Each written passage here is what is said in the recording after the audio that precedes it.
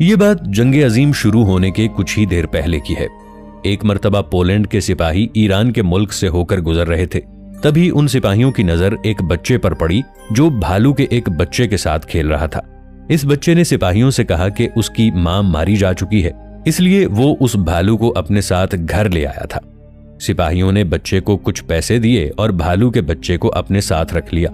उन सिपाहियों का कहना था कि हमने भालू के बच्चे की बहुत अच्छे तरीके से देखभाल की और उसे अच्छे तरीके से ट्रेन भी किया। जब दूसरी आलमी जंग शुरू हुई तो वो भालू का बच्चा काफी ज्यादा बड़ा हो चुका था। उसका वजन 220 किलोग्राम तक हो चुका था। जब वो सीधा खड़ा होता तो उसकी हाइट 7 फुट तक होती थी। पोलैंड के सिपाहियों ने उस भालू के बच्चे का नाम वोजटेक रखा था। सिपाहियों के कहने के मुताबिक वोजटेक काफी समझदार था।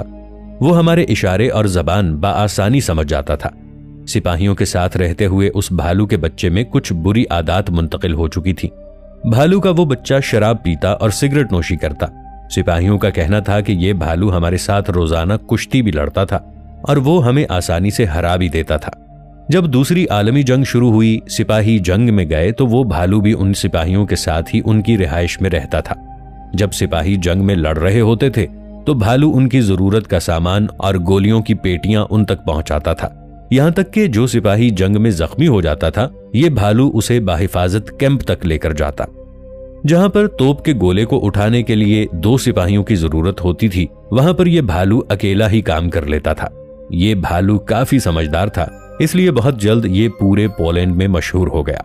ये 1943 की बात है। पोलैंड के फौजियों को इटली जाने का हुक्म मिला। ये फौजी जब इटली के लिए रवाना हुए तो वो चाहते थे कि ये भालू भी उनके साथ चले। कानून के मुताबिक इटली सिर्फ फौज के सिपाही ही जा सकते थे, इसलिए इस भालू को भी बाकायदा तौर पर फौज में भर्ती करवाया गया। इसके बाद उसे यूनिफॉर्म पहनाया गया और एक बंदूक भी पकड़ाई गई। फिर फौज इस भालू को अपने साथ इटली ले गई। पोलैंड के फौजियों का कहना था कि वो भालू को अपने बड़े भाई की तरह मानते थे। वो हर तरह से हमारी मदद करता था।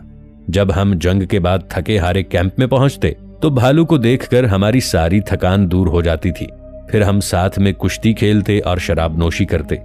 ये भालू पोलैंड की फौज के साथ इराक, सीरिया और स्कॉटलैंड में भी जंग लड़ चुका था। लोग ये देखकर हैरान थे कि कैसे एक भालू पोलैंड के फौजियों की मदद करता है। जब दूसरी आलमी जंग इख्तिताम पजीर हुई, पोलैंड के फौजी वापस अपने वतन लौटे, तब इस भालू को रिटायर्ड कर दिया गया और उसे एक चिड़ियाघर में रखा गया। इस चिड़ियाघर में उसे हर तरह की आसाइश मुयस्सर थी, यानी कि वो शराब और सिगरेट नोशी का आदी था तो उसे वो चिड़ियाघर में दिया जाता था और फौज के सिपाही उसे वक्फे वक्फे से मिलने आते रहते थे। ये भालू 1963 में मर गया। आज भी पोलैंड के वो फौजी जिन्होंने भालू के साथ वक्त गुजारा था, उनका कहना था कि वो सारी जिंदगी का बेहतरीन वक्त था जो हमने भालू के साथ गुजारा। दोस्तों, इस आदमी का नाम एलन नाइट है। ये 2011 की बात है। एलन ने एक आदमी के साथ फ्रॉड किया। वो आदमी एलन के पड़ोस में रहता था। एलन ने उस आदमी के खाते से 40,000 पाउंड निकाल लिए। जब उस आदमी को इस बात का पता चला तो उसने एलन के खिलाफ रिपोर्ट दर्ज करवा दी। एलन इस बात से डरने लगा कि पुलिस किसी वक्त उसे पकड़ सकती है, तो वो शदीद किस्म की बीमारी का ड्रामा करने लगा। यहाँ तक कि जब पुलिस उसे पकड़ने आई तो वो कोमा में चला गया। उसकी बीवी कहने लगी कि इसका जिस्म लकवे के मरज में मुब्तला हो गया है। एलन को अस्पताल में मुंतकिल कर दिया गया और पुलिस यही समझती रही कि वो शदीद बीमारी में मुब्तला है, इसीलिए उससे कुछ भी पूछना मुमकिन नहीं है। हैरानगी की बात यह थी कि 2 साल तक ये मुसलसल यही खेल खेलता रहा, मगर 2014 में उसका भांडा फूट गया। हुआ यह था कि एलन अपनी फैमिली के साथ एक मॉल में घूमने गया था और वहां का सीसीटीवी फुटेज पुलिस के हाथ लग जाता है। पुलिस एलन को पकड़कर ले जाती है, मगर एलन ऐसे ही ड्रामे करना शुरू कर देता है। मगर फिर भी पुलिस उसे पकड़कर थाने में ले आती है। अब आपको ये जानकर हैरानी होगी कि एलन की बीवी ने प्राइम मिनिस्टर को एक खत लिखा कि उनका शौहर काफी बीमार है, मगर फिर भी पुलिस जोर जबरदस्ती करके उसे थाने ले गई। मगर उनकी ये मेहनत बेकार जाती है। इन दोनों मियां बीवी को कोर्ट में पेश किया जाता है। एलन नाम के इस आदमी ने बहुत से लोगों के साथ फ्रॉड किया, इसलिए उस पर 19 से ज्यादा केस दर्ज हुए। कोर्ट में एलन को 14 महीने और उसकी बीवी को 10 महीने की जेल की सजा सुनाई गई। दोस्तों, 1963 में मोडेसी रिचलर ने इनकम्पैरेबल अटैक नॉवल लिखा। ये नॉवल पूरी दुनिया में मशहूर हुआ। 1977 में कनाडा की एक फिल्म डायरेक्टर नॉर्मन जेविसन ने इस नॉवेल पर एक फिल्म बनाने के बारे में सोचा और जेविसन ने मशहूर स्क्रिप्ट राइटर डॉट क्रॉल को स्क्रिप्ट लिखने के लिए कहा। इस शख्स को स्क्रिप्ट लिखने में 2 साल लग गए और 1979 में फिल्म का स्क्रिप्ट बनकर तैयार हुआ, मगर इस स्क्रिप्ट ने सबको ऐसा घुमाया जिसे दुनिया कभी नहीं भूलेगी। सबसे पहले फिल्म में हीरो के रूप में एक कॉमेडियन एक्टर जॉन बेलुशी को चुना गया और उनको स्क्रिप्ट पढ़ने के लिए दिया गया। स्क्रिप्ट पढ़ने के बाद जॉन बेलुशी ने फिल्म में काम करने की हामी भर ली, मगर उससे कुछ ही दिन बाद ये शख्स होटल के एक कमरे में मुर्दा पाया गया। बाद में जो रिपोर्ट सामने आई उसमें पता चला कि ज्यादा शराब पीने की वजह से उसकी मौत वाक़ई हुई है। इस वाक़े के बाद फिल्म के प्रोजेक्ट को रोक दिया गया। बाद में एक और कॉमेडियन एक्टर सैम केनिसन को इस फिल्म में लेने के बारे में सोचा गया। सैम को भी फिल्म का स्क्रिप्ट पढ़ने के लिए दिया गया। जब उसने स्क्रिप्ट पढ़ा तो उसने कहा कि इस स्क्रिप्ट में थोड़ा रद्दोबदल करना चाहिए, मगर फिल्म के डायरेक्टर ने ऐसा करने से मना कर दिया। इस बात के कुछ ही अरसे बाद सैम का बहुत बुरे तरीके से कार एक्सीडेंट हुआ और वो मर गया। उस वक्त कार में उसके साथ उसका एक दोस्त भी था। उसने बताया कि वो मरने से पहले कोई अल्फाज बोल रहा था। वो कह रहा था, I don't want to die. ऐसा लग रहा था जैसे वो किसी गैबी ताकत से बात कर रहा हो।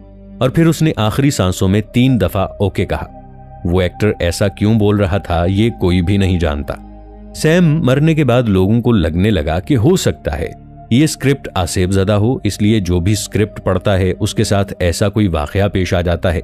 वहीं पर कुछ लोग ऐसे भी थे जो इन बातों पर यकीन नहीं करते थे और उन लोगों में एक एक्टर जॉन कैनेडी भी शामिल था।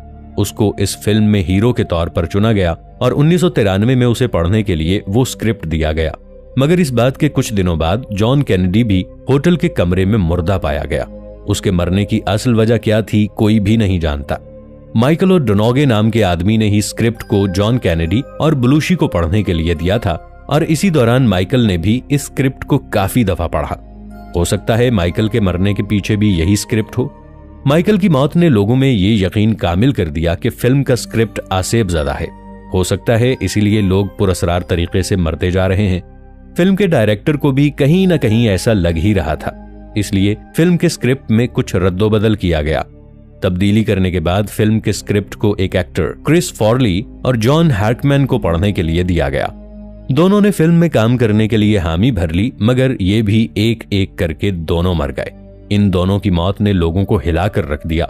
लोग फिल्म के स्क्रिप्ट से डरने लगे थे। इसी वजह से फिल्म के प्रोजेक्ट को हमेशा के लिए बंद कर दिया गया और इसके हकीकी स्क्रिप्ट को कहीं अंधेरी जगह पर छुपा दिया गया ताकि कोई और आदमी इस आसेबज़दा स्क्रिप्ट का शिकार ना हो। इस स्क्रिप्ट की कॉपी आज भी इंटरनेट पर मौजूद है। इसके असली स्क्रिप्ट को कहां पर छुपाया गया ये कोई नहीं जानता। ये काफी हैरान कुन है कि एक स्क्रिप्ट पढ़कर इतने लोग कैसे मौत के मुंह में जा सकते हैं। दोस्तों, आपको लग रहा होगा हो सकता है कि ये किसी डरावनी फिल्म का स्क्रिप्ट हो, मगर ऐसा नहीं है। ये एक मज़ाहिया फिल्म का स्क्रिप्ट था। तो अच्छी लगी होगी। अगर आपको हमारी वीडियो अच्छी लगी है तो वीडियो को लाइक करें और मज़ीद इस तरह की वीडियोस देखने के लिए हमारा चैनल सब्सक्राइब कर लें। मिलते हैं नेक्स्ट वीडियो में। इजाज़त दीजिए। अल्लाह हाफिज़।